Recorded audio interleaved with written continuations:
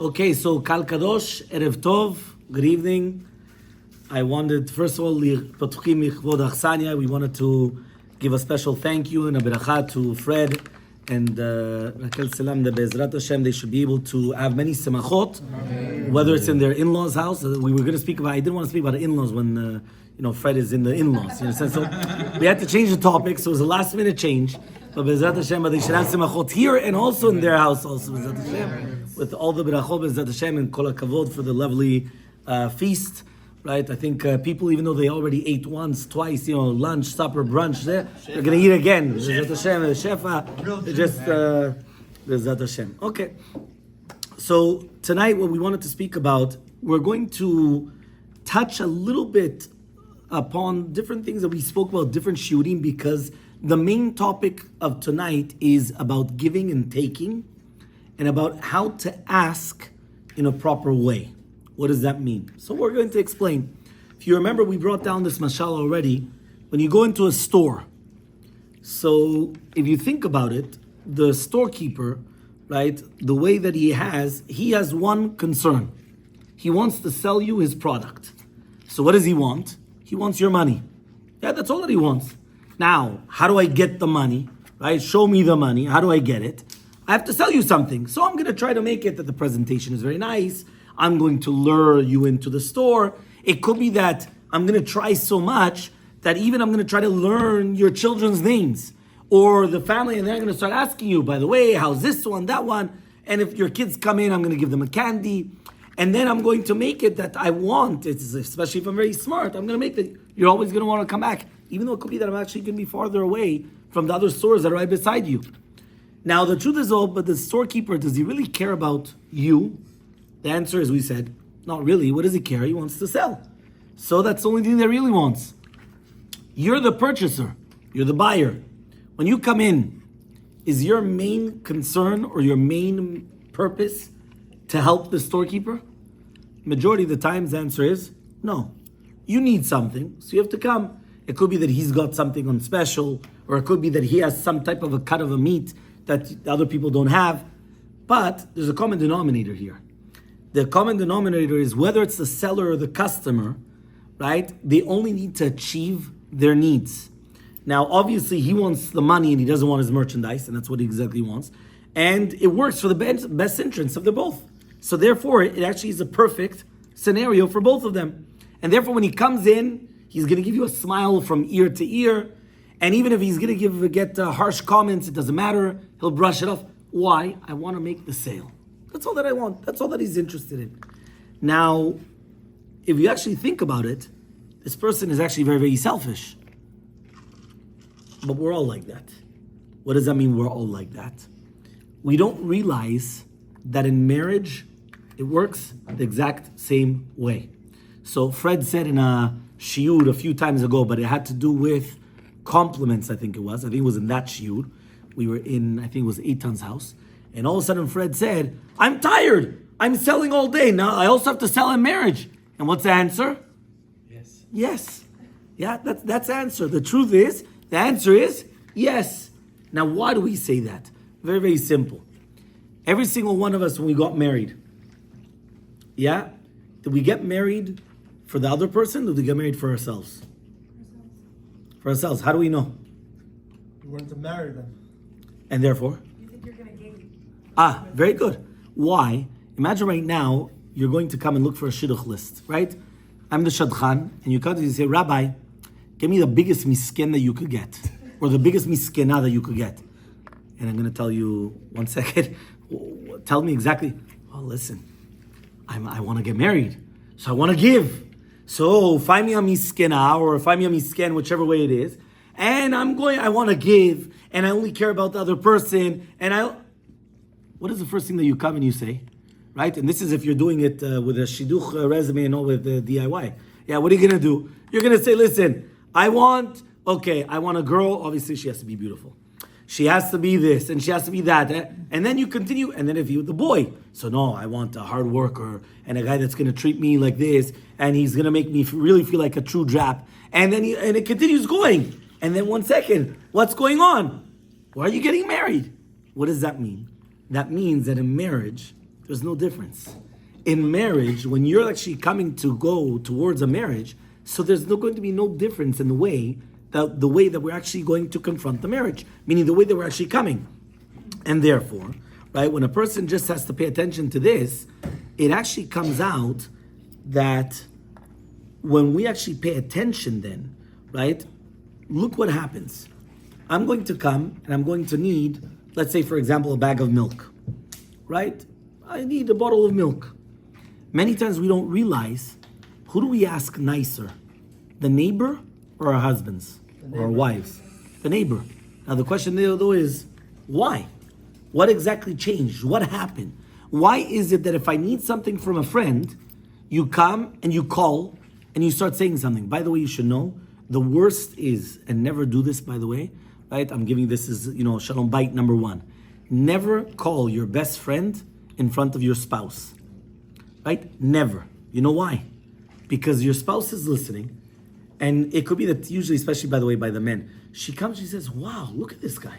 He comes, he speaks to his best friend, it's like, you're like, so charming, so nice, so this. And for me, I'm like the smart tooth, I'm like the what you mop the floor with over there, and he's coming and speaking to, it could be it's an aunt, it could be it's a this, it could be it's that. And she's like, he tells me that he's very cut to the chase. Yeah, he doesn't want to flatter or to. And all of a sudden, he calls his grandmother, and he's there, and wasting all his time. And for me, doesn't he give me 5 minutes of the day? What's going on? That's exactly right, as if to say that he's shooting himself in the leg. So therefore, if you want to, if you're going to start calling people up, know very, very well when you're calling with, right, that make the phone call at work. Don't make the phone call, right, at your house, because if not, it's going to be very, very expensive for you, that's for sure. It's going to cost you a lot of money. Yeah, but what's happening? What happens is that the majority of the times, we actually are much nicer because we're more conscious of this. What does that mean? You remember we gave this mashal. This was, I think, in the second shiur. In the second shiur, we said that we get accustomed to 3 different scenarios in life. Our parents, right? The surroundings, and then our spouse. Anyone remember? We spoke about this? Yeah. You guys remember or not? Not the kids yet. Because the kids is going to be again with the parents. But you just switch, right? You remember this or not? We said, what happens with the parents? What happens with your parents to do with how they give and take? They just give. They just give. What happens if you come and you give them a hard time? They still give. What happens if you come and it doesn't matter. They're always going to give no matter what. Do you even have to ask them? No. You don't even have to ask them. They're going to come and they're going to give and give and give. Okay, fine. A friend. Now, we're not going to talk about a true friend, because even though we're going to speak about it at the end, to do with the Qnei Lecha Chaver, which is to acquire for yourself a true friend, right? A true friend might be that way, but the majority of people... A true friend. Huh? I don't think so. It exists true friends. You're right. People have millions of friends. I didn't know you before. Yeah, they just met tonight. One second. Fred, test them later on. Let's see. One second. Yeah. Bring me a beer. No. I'm gonna tell you like this. By the way, you hurt his feelings. You should know. Devastated. I'm gonna tell you something. Facebook, Twitter, all these things, they destroyed what friends are. Now, why? You know why they destroyed what friends are? They see what you're doing. Because it's a perfect image of someone and it's fake. It's all fake. They follow you. Do they really follow you? You know what it means, a true friend? A true friend means a what? Someone that walks with you. Walks with you when? In the hardest times. The hardest times. Meaning the majority of your friends, when there's a calling, you're having a blast, or for example, we're going to send out pictures of incredible food, to the first ones there. All of a sudden tell them, today there's no food, right? All of a sudden, no, I'm busy, I have, I don't know what. The other one, I couldn't find this babysitter. The other one, all of a sudden, I had to take care of a long-lost grandmother that I forgot even she existed, but I had to be there for her, right? I was just actually speaking to somebody. I go, where were you? He goes, no, I wanted to be with this, family member. And I'm like, wow, out of all the Shabbatot, this is what you decided. You understand? But that's why. Because a true friend is there when you need them. The majority of the people, when you really need them, they're not available. Right? I just can't right now. It's just too difficult. Why? Because when they need, that's when you test them. And that's why there was a person that he went and he told his son, "Ukne lecha chaver." Purchase for yourself. This is, by the way, this week's Pirkei Avot, right? It was, sorry, in the first perek in Pirkei Avot. And he says, 1 second, right? I want to come and I want to get a good friend. The son goes, I've got 100 friends. The father tells him, you have 100 friends. He says, it's very difficult. I can't even find one. How do you have 100 friends? So yeah, test them. Test them. Go. Be my guest, as they say. Right? Why? Majority of the times you won't be able to find one. Right? Because a true friend will come, and only when it's difficult, then they'll do it. So test them. Make it a little bit difficult on them. Are they still going to do it? Or all of a sudden, no, I can't bend over backwards anymore. Right? Why? When it's easy, I'm there. But when it's a little bit difficult, all of a sudden, no, I'm not there for you anymore. And that's very, very powerful. So what happens? What happens is that a friend, you need something from them. What do you have to do in order to get? You have to flatter them. You have to be polite, nice. That's what you have to do for a friend. If not, they'll never give you anything, right? They'll never give you anything. Now, what happens afterwards, right? When we're talking about, not now when you're talking about what happens now with your wife. Is your wife like the first one, like your parents? Or is your wife going to be like society around you, like your friends? Again, not the real friends, meaning the society around you. What is your wife? What's it supposed to be and what it is? Your best friend? Huh? So your wife is your best friend. That's 100%. But which one is it supposed to be compared to? So there are friends? There does exist. Oh, okay. Yeah? Your wife is your best friend. By the way, it's actually written. Eshet your wife to neurim your ve'eshet mom, no? beritecha. Whoa. Huh? What happened? What did you To say? your mom. Last one too. Huh? You need to compare your wife to your mom. So therefore you say, listen, your wife has to give you everything, even without asking. Like my mom. Exactly, like You your don't mom. have to ask. So you say, you got married to your wife, you say, hello, second mom. Exactly. That's why you call her mama, right? Mama. I Yeah. call her mama. You see? Okay, very good. Now I understand everything. Yeah? I'm telling him I'm not your mom. I would never be your mom. Oh, okay, very good. You're putting him in his place. It's good. But you know what? Even though you wish she's going to be your mom, I'm going to tell you something, yeah? Really, be'emet, it's not your mom. She's just like the other people in the society. What does that mean? Just like when you go to a friend, you're not going to get whatever you want whenever you want. You have to actually come and you have to make sure you speak to them nicely. You ask nicely, right? The way that you're asking something. So same thing with your spouse. It doesn't matter whether it's a husband to the wife or wife to the husband. It's the exact same thing. There's no difference. Now, why is that exactly? I have a question. Yes. I don't know if every relationship personally is like give and take. Like I'm not nice to people because I need something from them. Maybe it's because like you want to be liked and you don't want to be disliked. So maybe it's not a give and take per se, but you're still nice to them. No, but let's say you need something. What do you have to do? Oh, they have to be very nice. You have to come. You have to be very nice to them. If you come to a guy, you don't even know his name. You know what? Do me a favor. I need a lawyer's letter about this. He's going to come and tell me, here's the bill. Right? You think he's going to do me a favor for no reason? So if I need something, what am I going to do? I have to butter him up. How you doing? How's this? Long time no see. This. You continue going. Why? You need something. When you need something, you have to ask. And the way how you're asking, that's what you're going to get in return. Now, if you're going to be very dry, why in the world is it going to give it to you? So now, when we're looking towards our spouse, don't think that a spouse is like a parent, right? That your father or mother will give you whatever, no matter if you're bad to them, even though you answered, even if you don't need it, they'll still shove it down your throat. Why? Because they want you to have. Just have. Because a parent has that love towards a child, but it's not the same towards when we're talking about a marriage. Because in marriage, it's like the rest of the society as well. Just like we started off by saying that when you get married, you're getting married for your own interest, and there's an interest involved, because if not, what's the biggest proof? Like I said, right? The next time you see somebody that calls you up for shidduch, tell them, by the way, I've got an incredible shidduch for you. The biggest misken or miskena in the world. There they are.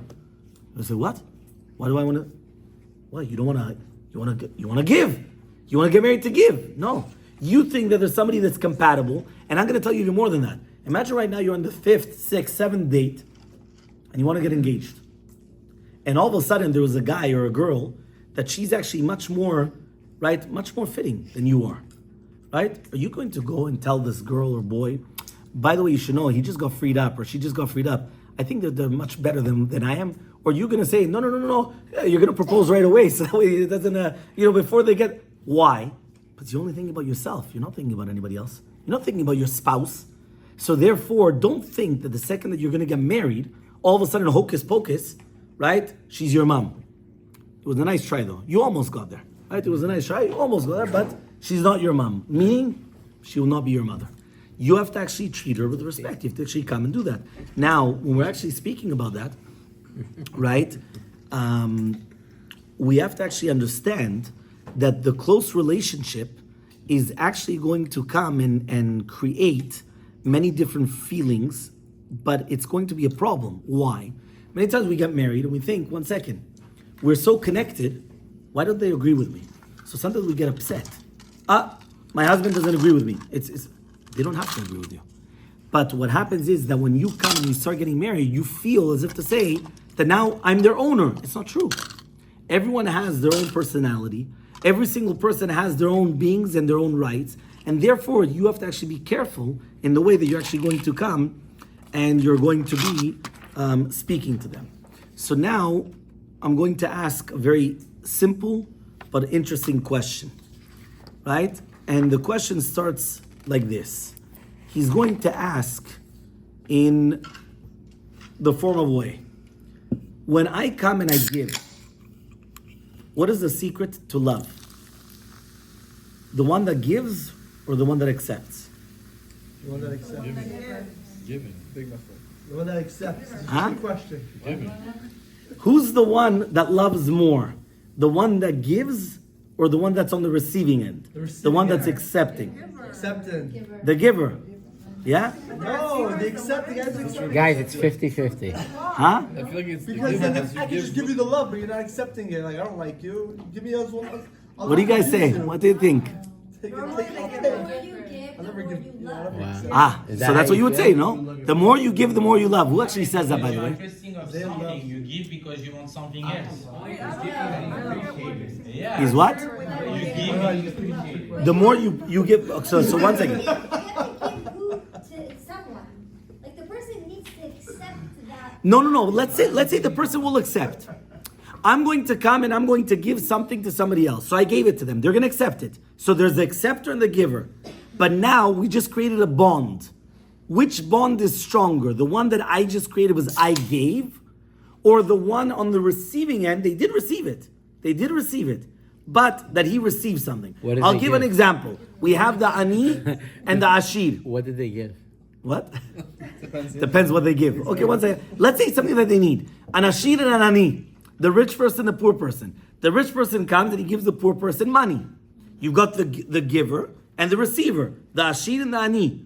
Who loves who now? Who has a stronger bond? Is that a little different though? Why? The guy receiving has a stronger bond because he's so appreciated. In that example, So- yeah. A so parent that loves is a getting. child more than a child loves a parent because the parent's giving all day, but like a rich person. A rich like, guy's okay, give me another signing checks dollar. and giving out the money. The That's little it. guy's like, Okay, go ahead. Listen to what you just So said. it though. depends One what second. you're giving. Huh? So it One depends what second. you're One giving. second. So listen to this. Aristotle. Okay, we're going to Aristotle. Wow. You know who he was? Yeah. Yeah, very good. Okay. Aristotle come and he said, there's a well-known phenomenon. Why is it that when a person gives something to others, the giver loves the receiver more than the receiver loves the giver? Meaning the giver loves more. But Aristotle was questioning why. It doesn't make sense. And Shmuel actually brought the proof. I was waiting for it. It's actually going to be Rav Dessler in Kuntrasa Chesed that we're going to bring down in a few seconds. That Rav Dessler said something incredible. Rav Dessler basically says that the ahava, right, is not something natural. Ahava, which is love, is not something natural. When you give, you start loving. He brings an incredible story that happened in the Holocaust, which was actually very, very sad. There was a father, and what happened was that there was a couple with a child. The father got stuck with the son, right? I don't remember if it was a boy or a girl, the son or the daughter, whichever one it was. And what happened was the mother got separated from them. Yeah, and the father had to take care of this child, right, by himself. So he was like a sole parent, obviously, of the circumstances. They were there after the 4 or 5 years of the Holocaust that they were separated. They reunited. So imagine the simcha of what it is. Finally, he has his wife back. he has the mother back. The mother couldn't understand how it could be that the bond between the father and the child was much stronger than the bond that she had previously between the mother and a child. Who has a stronger bond usually, right, with their children? The fathers or the mothers? The mothers, right? I didn't hear. Unless it's a girl. Which one? Unless it's a girl. And therefore? The father has a stronger bond. No. I'm going to explain to you. What you just said is Rashi ala Torah. Rashi says something very interesting. Rashi says that why does it say Dina bat Yaakov, right? There's a whole thing about Yaakov and Leah, right? That it says Vatetzeh Dina bat Leah. Why? Because since Leah was a Yatzanit, so therefore Dina was a Yatzanit. There's a whole question on Chaim HaKadosh. Leah actually went out for a mitzvah. Leah went out, right, in order to call Yaakov Avinu, come with me, right? Because I just got you, I bought you with the Dudaya Benech. So he says, she went for a mitzvah. What came out of that mitzvah, by the way? Death. No. What came out of the mitzvah? Dina, no? No. Yisachar. It says Yisachar Chamor Garem. What is Yisachar Chamor Garem? How did Leah know that Yaakov Avinu was coming back? He heard the Chamor. The Chamor came and he, I think it's boiled, the braid. He braid. What happened was he made the noise, and that's why Yisachar Chamor Garem. The donkey was the one that caused Yisachar to be born. Because the second that he heard the donkey, what happened? Immediately she went out and she said to Yaakov, don't go to the tent of Rachel tonight. I paid. It's my turn tonight. I bought you for tonight. And then what happened? It came out Yisachar. Right? Yesh Sachar. She got the reward. There is a reward for it. So that's what came out. So she actually went out for a mitzvah. Dina, she went lirot bivnot haaretz. She didn't go out for a mitzvah. But there was some concept of a yatzanit that she went out. Now, we already know why did she actually go out? Because she had male characteristics. Why did she have male characteristics? She was supposed to be the son. But she was supposed to be Yosef. And she was switched. When it became Din, right, Dinah, she made Din le'atzma. And she switched. That's why Dinah had the characteristics of a male that she went out. And Yosef had the characteristics of a woman when he was beautifying himself, right? And making himself all pretty, right? What do you say? Say what? You're going to make yourself, boom. The dove, right? The bear is going to come and get you. What happened? The wife of Potiphar came running after him. So you see that there was some characteristics, even though she didn't lose out from it. Because remember that even though Dinah, right, went and she was violated, we always think, how could something like that actually happen? But it was actually she gained. Because even though she went and she gave up, right, on the rights of another child, what happened? She got double portion later. Because remember, from Dinah came Asenat. Asenat bat Potifera. Asenat was the daughter of Dinah. And since she was the daughter of Dinah, she got married to Yosef. Ephraim and Menashe, which were double tribes, came from Dinah. So Leah never actually lost the tribe. She actually gained from it. Right? Everyone knew that or not? No? Asenat? No? No, I knew about that. There's a famous joke. Okay, I'll do one thing for the in-laws, if you already want the in-laws. There's a famous joke that they say, that 1 second. Yosef HaTzadik has 2 dreams. Right? The first dream with the sun and the moon, then the dreams with all the brothers, right? With the with the straws and everything, the bundles, right? Of the wheat. Okay, fine. 1 second. How many brothers did they bow down? Achadasar Kochavim. There was 11 of them. 11 of them. Right? 1 second. There's 12 children, but there was Dinah. Why didn't Dinah bow down to her brother?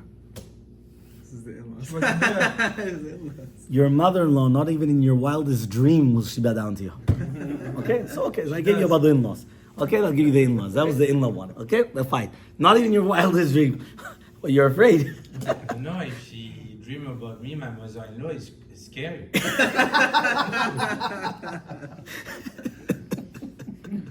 Fine. But anyway, so Baruch Hashem, not even the wildest dreams she'll ever come and she'll dream about you. Fine, she'll come and she'll bow down to you. But fine.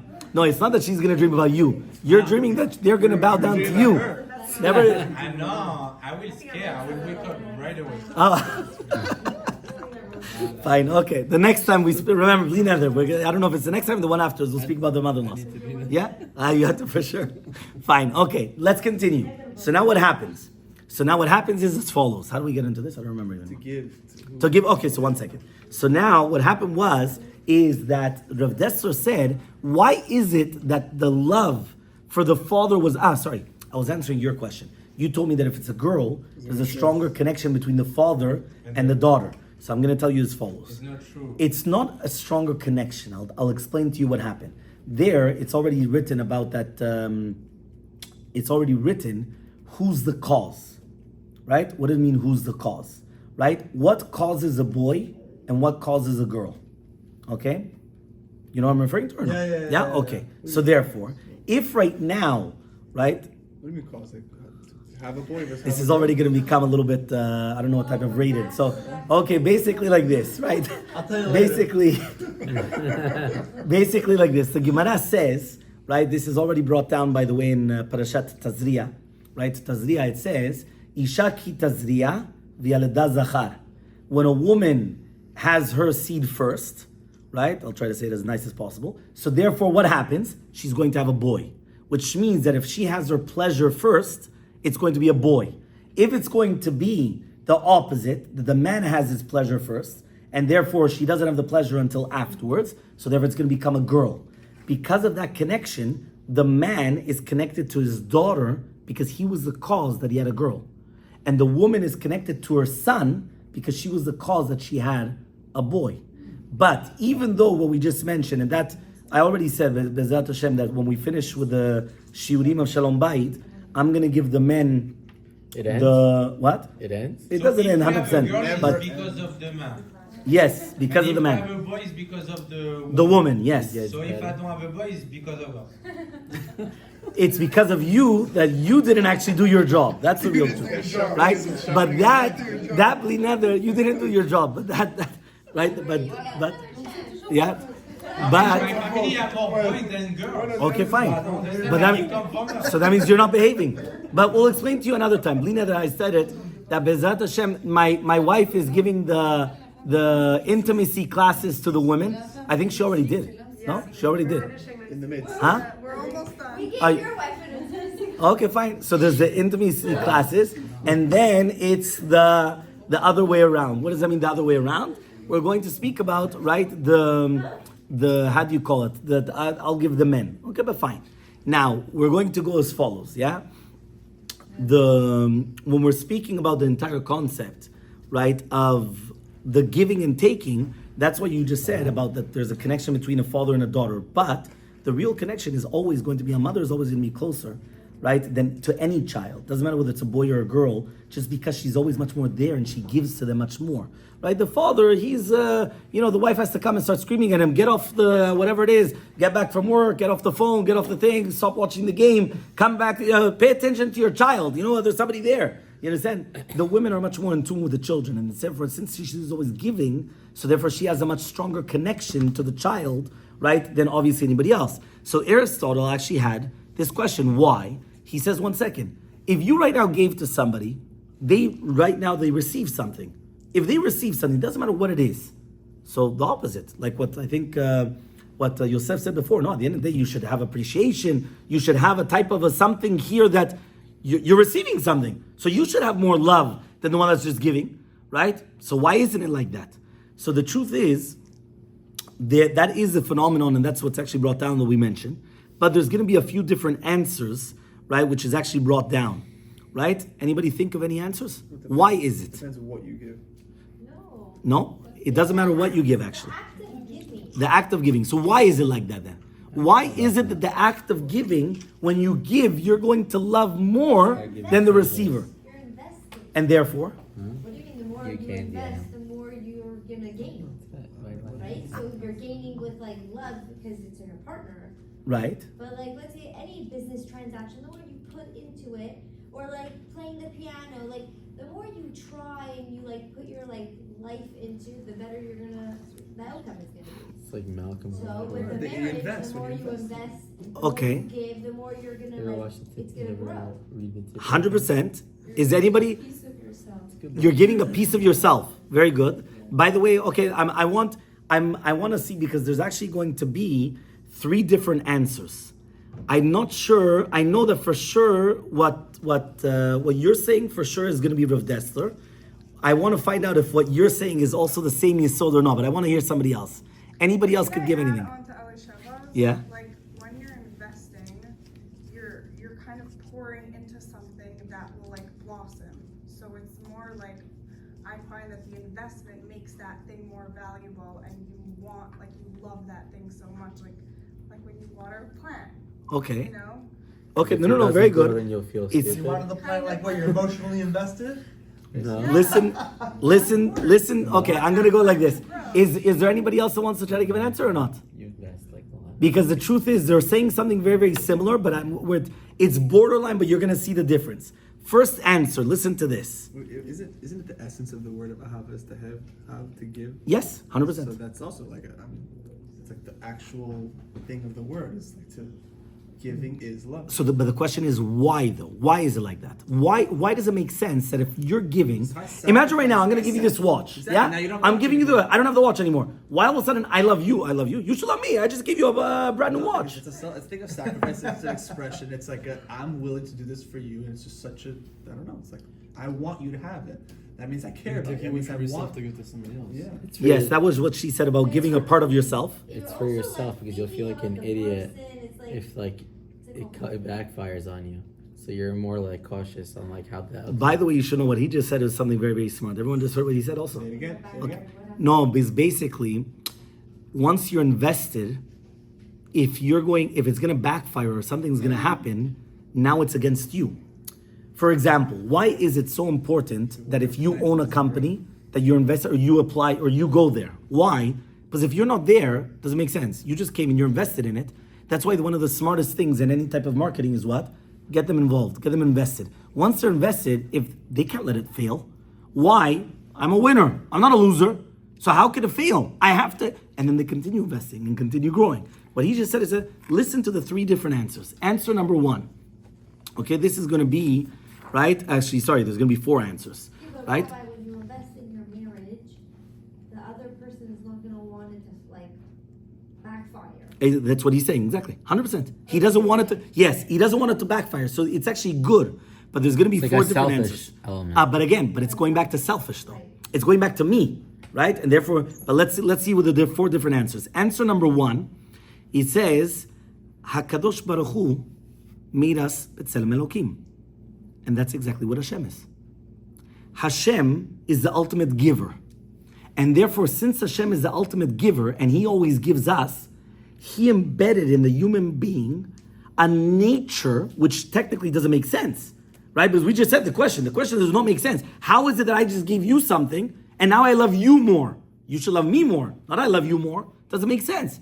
But no, it's actually emulating HaKadosh Baruch Hu. B'tzelem Elokim, HaKadosh Baruch Hu came, and He's the ultimate giver, and therefore we emulate Hashem when we are always giving, and therefore just like Hashem loves us, so we become more like Hashem when we start giving. So therefore we're obviously going to love more HaKadosh Baruch Hu, and that's how we actually feel it, right? That's what we're doing. Rav Dessler was the yesod that you guys all said beforehand, right? Each one with a little bit of it. That basically, the more that you give, you make a connection because the more you're giving for yourself, and therefore, what happens is that in fact, in essence, if you look at it superficially, he comes and he says it's actually like a selfish love, but it's a positive selfish love. What does that mean? It's something good because at the end of the day, it is selfish, but you're giving from yourself.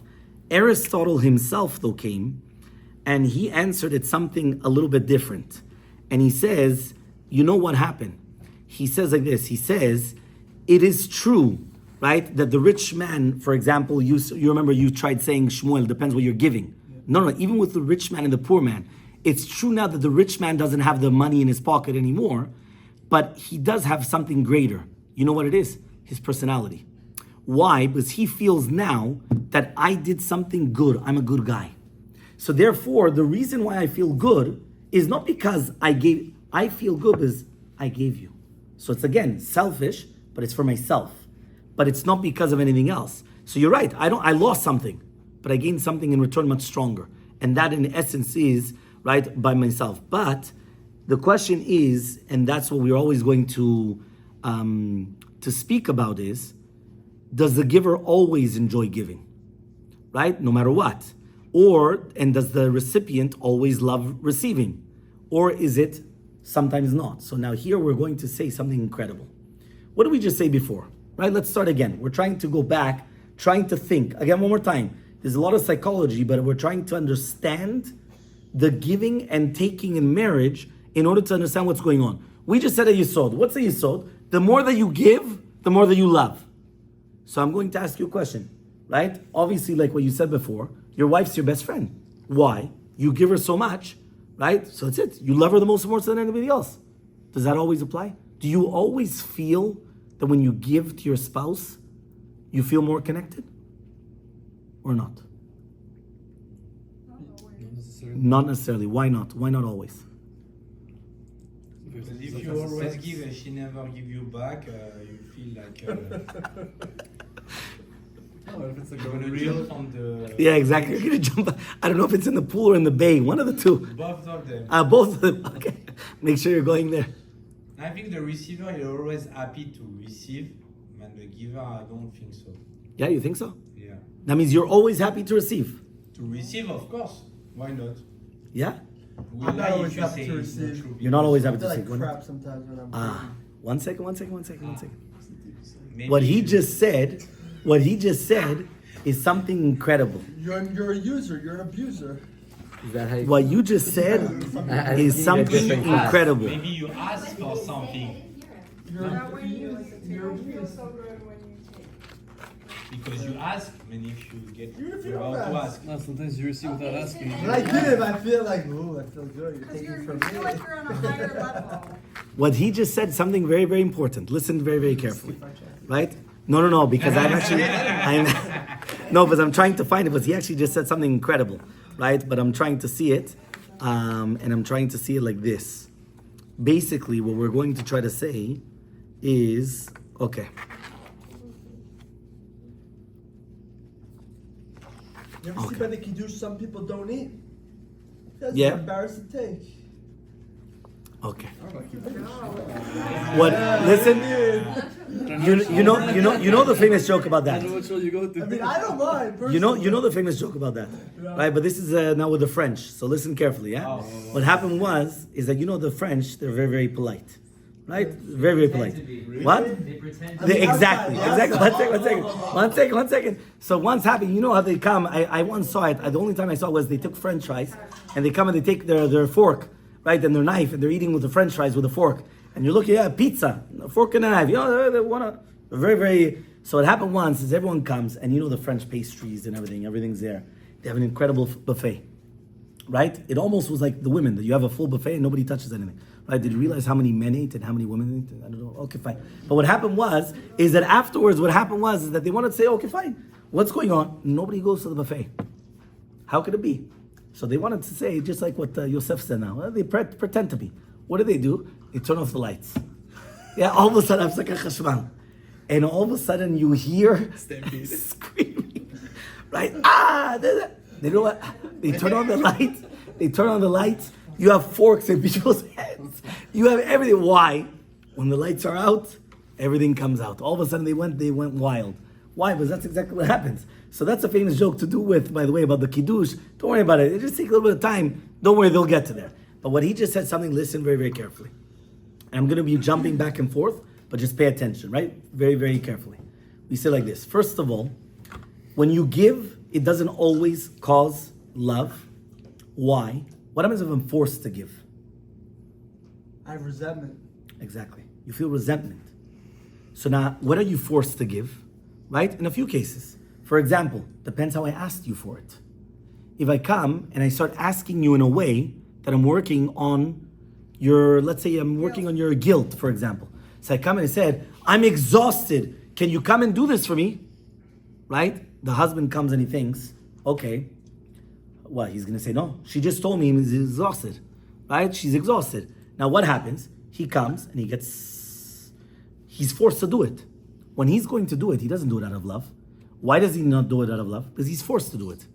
When you give, you have to give with your full heart in order for the love to take effect. If you're going to be forced into it, you're not going to do it. The same applies the other way around.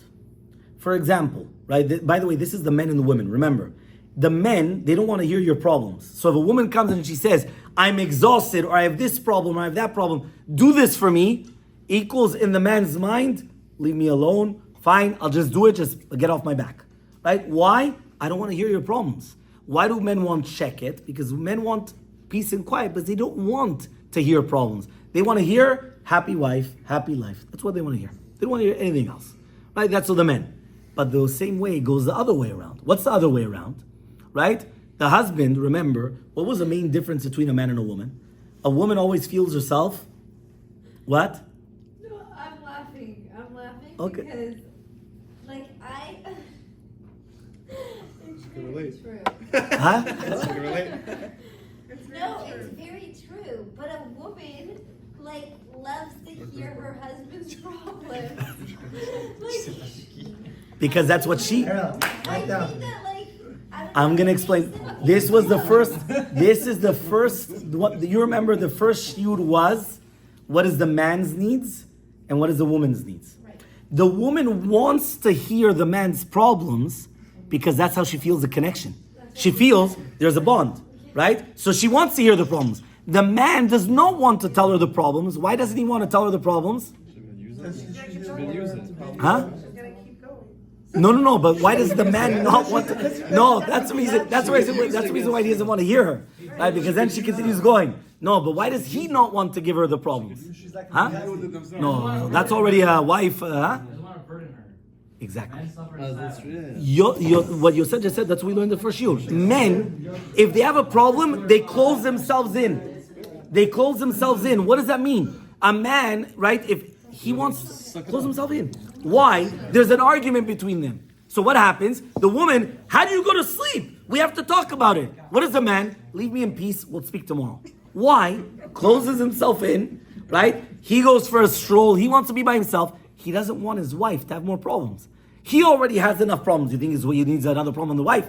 So therefore, he doesn't want to tell her the problems. So therefore, he's a big tzaddik, the man, 100%, right? So to the women, but it all depends, right? No, but the problem might not have to do anything with the wife. You're right, but automatically he never wants to tell the wife problems because he feels I don't want to burden her with more problems. I want her to be happy. That's the number one mistake. Okay, fine. They're all mistakes. Both of them, both sides are mistakes. You give us more problems. It's better we be quiet. I think also we don't want to tell them if there's something, because also if you add that, like, they might not necessarily have the answer. So I add another problem that she can't, like, help you get to the answer. One second. That No, that by the way, what you just mentioned is another thing. What's the point of talking about? Do you know that there's going to be a few reasons? There's going to be a few reasons why, right? Listen carefully, right? There's going to be a few reasons why.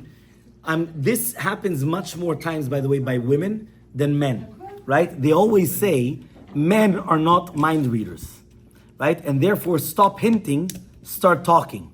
Women like to talk a lot, correct? Too much. Okay, but they don't realize that a lot of times they hint. What do you mean they hint? Huh? They talk for nothing. I think the shonara he comes from the woman. We don't want to just give them the answer. So one second. So that they can get there themselves. There's gonna be a few reasons why is it that women hint a lot and they don't actually express it or they don't say it. But one of the reasons though is what Eitan just said. Sometimes somebody once asked, one second, why are you hinting to it?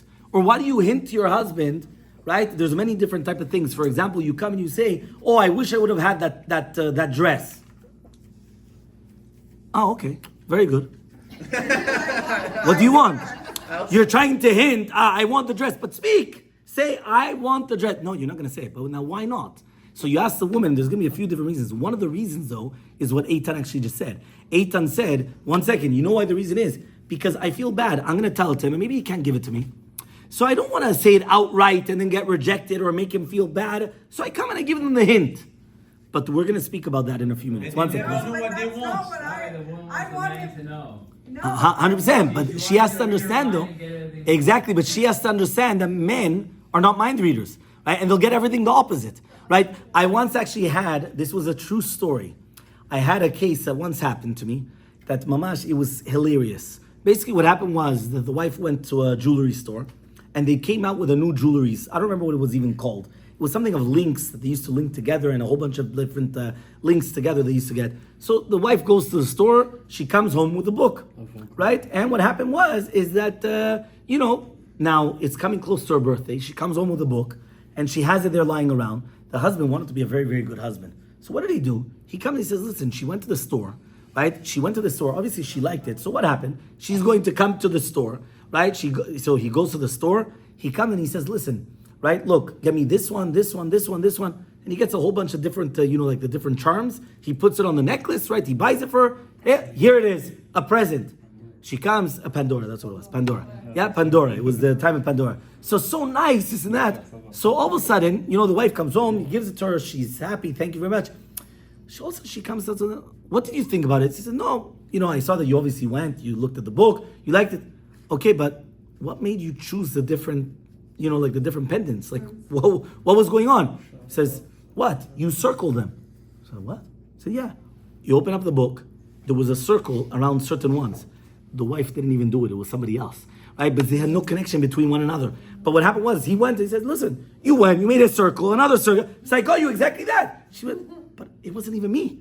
She said, sorry, I thought that you were the one that circled it. So Kilu, you were hinting to me exactly what you wanted, as if, and she was completely different. She had to return the entire thing, get the, something that actually looks, that actually looks, You didn't recognize her handwriting. No, it was circles. It wasn't a handwriting. Not even the circles. That's good. Even the circles you have to recognize. That's good. But what happened? A person does not read their minds. You have to actually spell it out. But now what happens is as follows. So now let's go back. What did we just say? If you're going to ask somebody in a way that they don't want to do it, right? So therefore, right? For example, you ask them, they're going to give it to you, but it's not going to increase love. The love, the ahava, when you give that you love more, that's only when you do it with your heart. If not, you're not going to increase love. And the exact same way, the exact opposite. What does that mean? We said at the beginning, if you remember, men like to feel that they're always volunteers. They're never obligated. You remember we went and we said that when you come and you ask a woman that she was at work, where are you going? Home. What does home mean? Home means it's my second job, which means that I have to cook, and I have to clean, and I have to do this and that. When you come and you say to the husband, where are you going? Home. What does home mean? To put my feet up into the air. I want to rest. I want to enjoy. I want to eat. Well, you want me to work? I just worked all day. Where am I going now? I'm going to enjoy. Now what happens? He comes home, and all of a sudden the woman comes and she asks him for something. But he wants to feel that he's giving. But she makes him feel that he's obligated to give. What? You have to do this. Well, I've been doing it. You tell me thank you. Why am I going to tell you thank you? You need to do it. Do you think now he's enjoying? He's enjoying the way that he's giving back? Obviously he's not enjoying. So therefore what happens is that you have to make it in a way, and all depends on the attitude, how you're doing it. So therefore, why do we start the shiur in how you're supposed to ask the question, what you need? Very, very simple. Right? Do you know the Shlach Kadosh says something incredible? Listen to this. Yaakov Avinu has a dream. We were speaking about dreams, before. So Yaakov Avinu has a dream. What's the dream? The dream is HaKadosh Baruch Hu comes to him and tells him, get out of the house of Lavan and fast. Just get out. Okay. He comes and he calls his wives. Where does he call them? To the field. Right? Why? He has to speak to them privately. So he calls them to the field. Nobody is going to hear. Okay, fine. What does he tell them? What does he tell them? Huh? We gotta go. We gotta go? No. I don't know. There's a Bible. You tell me what's written. Bereshit. What's written in Bereshit? No? What does he tell them? What does Yaakov tell his wives in order to tell them we have to go? Imagine right now, a person has a dream. It's right before the Holocaust. He has a dream. HaKadosh Baruch Hu tells him, listen, you have to run away from Germany. Escape now. By the way, this happened to my wife's grandmother. My wife's grandmother, it actually happened to them, that they had a dream the night before that they said that you had to leave immediately. And they left and they were saved. Yeah, talking about something, Ashkenaz. Veil. From the Korban Netanel. What? The father's side. From her grandmother. The grandfather is Gabbai, also the Sfaradim. Right? But talking about for the grandmother. From the Korban Netanel downwards. Right? The Mishpachat Veil. But the question is, you know what he comes and he tells them? By the way, you should know, your father, has made me work like a dog. Right? He doesn't say it exactly that, but he changed this and he did this and he did that. And by the way, right? Hashem came to me last night and he said, we have to go. By the way. Yeah? Oh, by the way. Cut to the chase. You're a man. Just say, listen, honey, we have to go, right? Pack the bags. She's gonna, hey, what? Just do it. Let's go. Run. No. Where did he learn that from? He learned from Avraham Avinu. Avraham Avinu comes and he says to his wife, I'm going to convince you, right? Something incredible. Say that you're my sister. Now, 1 second. What does Sarah gain that it's a sister? What does Sarah gain? Her husband. Not only the husband, she won't be able to live without him. Meaning, Avraham Avinu comes and he says, right, that, by the way, they're going to kill me. And by killing me, they're going to make you live, even though you're going to be suffering without me. But they want to make you live. And then you're going to be tortured. You're going to be bad. You're not going to be happy in life.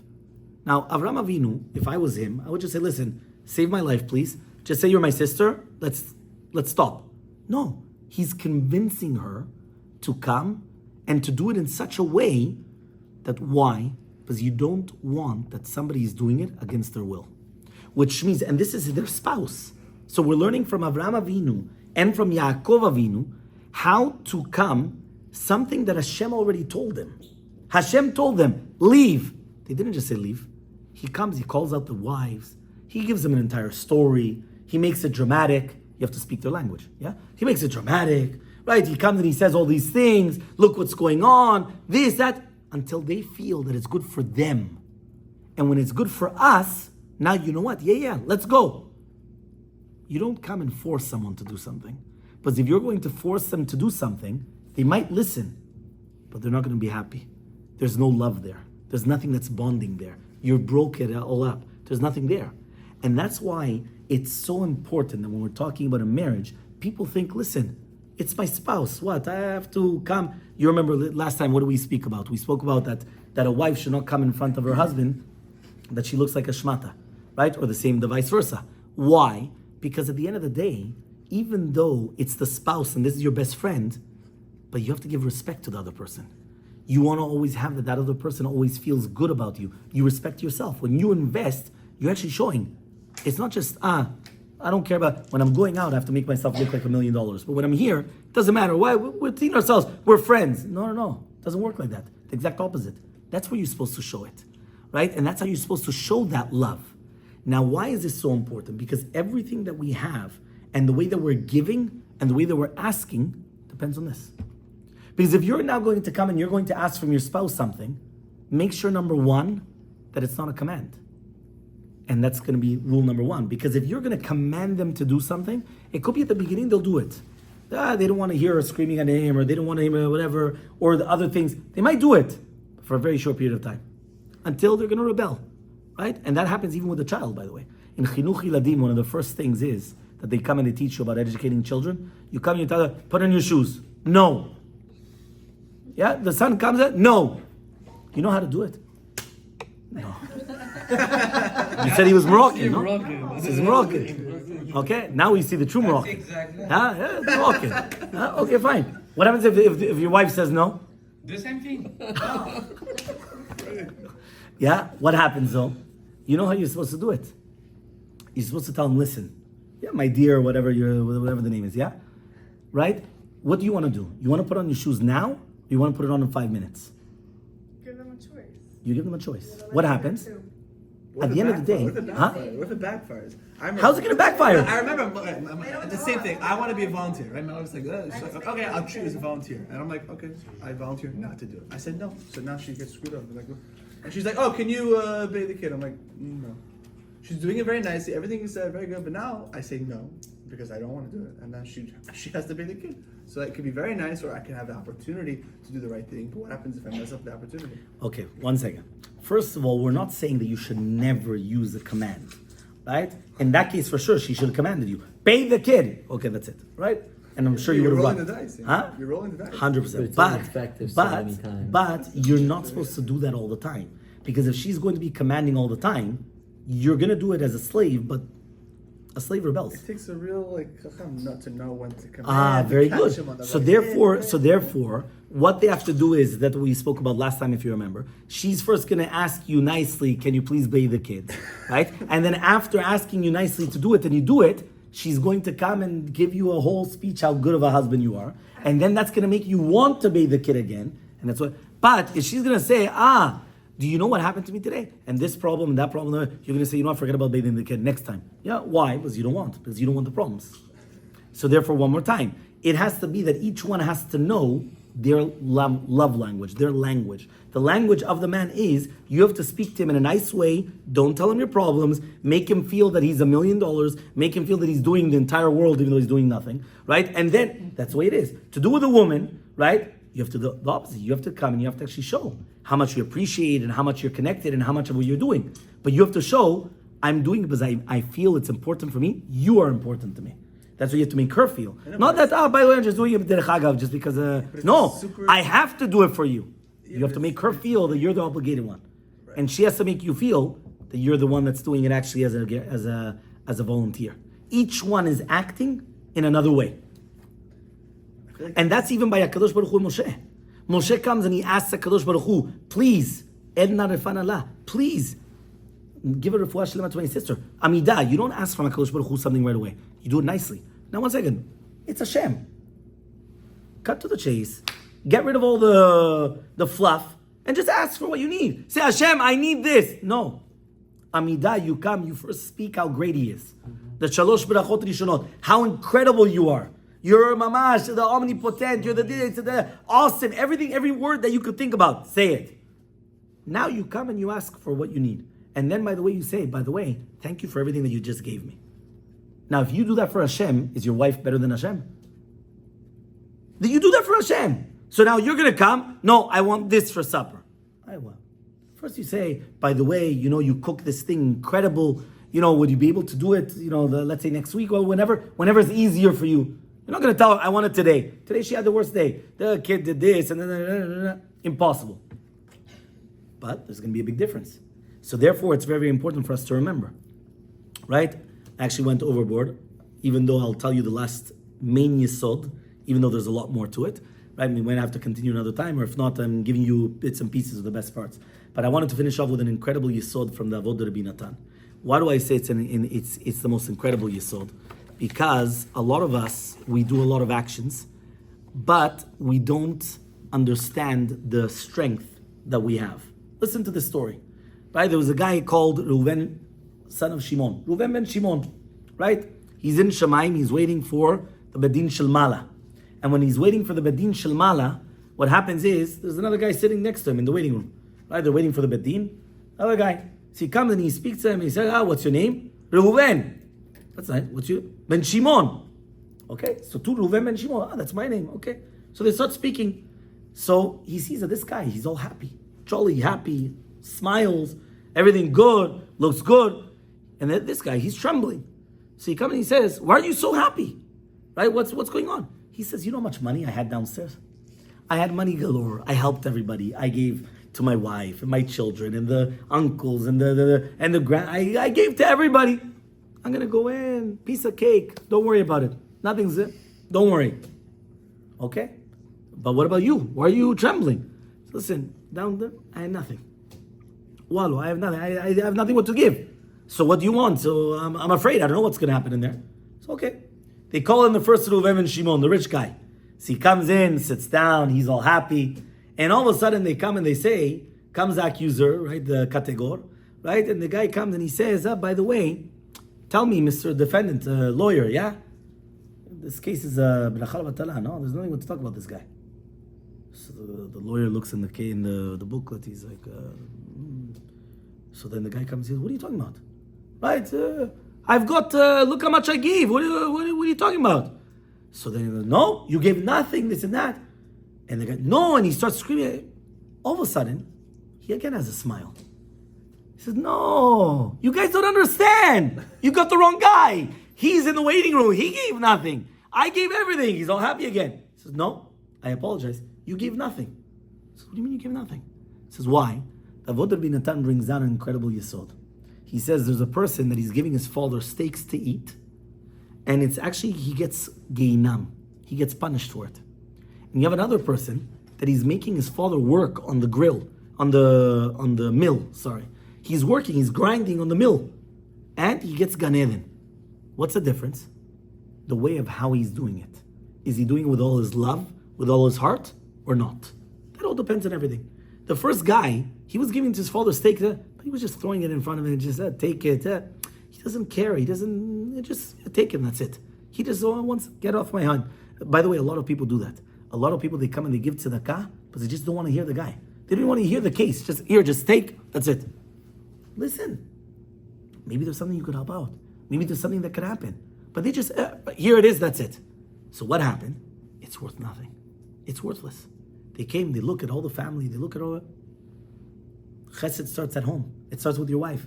Then it goes to the children. Then it goes to everybody else. Only afterwards does it go to the outside. The outside, many people love doing chesed outside because they get appreciation that they don't get from their wife, because the wife is not going to tell you the thank you a million times because of the first shiur that we mentioned. Even though if she's smart, she will. So you do it a million times more. But many times she won't do it. But what happens is you do chesed outside. Big tzaddik. The wife is going to say, big tzaddik. This guy does nothing at home. He puts his feet into the tzaddik. What tzaddik? Start getting working. Start doing something in your life. Right? But outside. So he feels good. He goes outside. He wants to do chesed. Yeah, you come. Also, you're speaking of two different people. What's going on over here? But that's why this is actually brought down Rav Pinkus. Rav Pinkus brings it down, and many others as well. The first thing that they're going to check upstairs is the chesed you do with your wife and children. If you don't do chesed with your wife and children, all the chesed that you do outside, HaKadosh Baruch Hu comes, tears it up. Worthless. But the first chesed is karov elecha, is first your wife and children. Afterwards it goes to everybody else. So what happened? The other guy comes in, the second guy comes in, after the first guy went to gain, he doesn't know what happened to him. He comes in, he sits down, he's still trembling. All of a sudden the defendant comes and he tells the prosecutor, by the way, the defending lawyer, he comes and says, by the way, now you're going to tell me that you admit that this case, for sure he gets Gan Eden. The guy looks, he says, what's going on? So yeah, you're right, 100% Gan Eden. He looks, he says, listen, I understand that I suffered downstairs over there. I was poor, I had nothing. But there must be a mistake here. Yeah, I didn't, what did I give already? I said, no, you gave everything. You gave everything, you gave everybody, you gave everything. What are you talking about? I didn't. He says, you gave what you weren't able to give. Because no matter what you gave, you always gave it with your heart. You always gave it with everything that you do. And therefore, that and it's in Shamayim, that's the biggest mala. That's the giving of everything. Now, why is it so important? Because many times we come and we give. We give to our children, we give to our spouses. HaKadosh Baruch Hu, even the children that we have, they're only our pikadon, they're only our deposits. HaKadosh Baruch Hu gives us the child, and there are deposits. He made a natural tendency to love them in order to actually make it a little bit easier to come and to give to them. But what happens? We have to realize that every single thing that we do, whether it's for our wives and children or for our spouses, what happens? We have to actually understand that what happens is that now HaKadosh Baruch Hu comes and He's going to test us. How are we doing it? Are we giving with all our hearts? Are we giving because we really want to give and we really want them to make them happy and we really want to do it? So imagine, all of a sudden now, you could have a woman that she's changing diapers on Kippur and she's bringing a korban in front of HaKadosh Baruch Hu because she's doing it with so much love that she loves her child. HaKadosh Baruch Hu says, you love my child, I love you. You're doing the highest thing. If you think about it, that's what it is. I once spoke to women about it right before Kippur. Think about it. The woman's obligation is to stay at home, right, and take care of the children, and not just let them come and start, running around or whatever it is. What? All of a sudden, she's doing the biggest service to HaKadosh Baruch Hu. She's bringing up the next generation. That's something small. That's the greatest thing that a woman could do. But only if she's doing it with all her heart, and she's doing it with all her love. But that depends upon us. Meaning our attitude in Shalom Bayit depends upon how we ask from our spouse and how we're receiving. The love is there. And as we already mentioned before, you're investing everything that you're having. And part of that investment is what they said before. I don't remember who said it, that when you're investing, part of you is in them. What does that mean? Now you love that. That's why. You love yourself. It's true, it is selfish. But it's actually part of yourself that you love. But now it's invested in somebody else. So that's why you love them. That's why you love your children. You love. Why is it many times you'll find that the favorite child or grandchild is one that has the same name as a grandparent? You never realize that? Think about it. Right? They always, this is mine. My tokayo, they say in Spanish. This is like mine. Why? Has the same name as me. But and therefore, no, because they feel a certain a connection. Yeah, but they all have the same thing. They're all your grandchildren. But they feel that this one I gave a little bit more, this one I did a little bit, this one is something. Oh, that's something different because you invested. The more that we invest, it's true, but it depends how we invest it. So again, obviously there's a lot more what to cover, but I tried to make a synopsis of the entire shiur. So just to sum it up, obviously it's the giving and taking, which is very important in marriage, but it all depends how we are giving, how we are taking, but a lot of it also depends how we're asking for it and how we're answering and how we're actually giving it back. So as long as it's always going to be that the way that we ask is nice, in a very nice format, and therefore obviously not forced, that will increase the love. And the same way back, vice versa. If we don't do it as if to say, I'm doing you a favor, many times a woman will come and say, don't do me any favors, forget about it, I'll do it myself. Why? But she doesn't want you to be a volunteer. She wants you to be obligated. So you have to give her that satisfaction that here you're actually being, as if to say, obligated, that you're obligated to do it for her. Not just a volunteer. You have to do it, right? But you have to be a good salesman for that. Yeah? Okay, very good.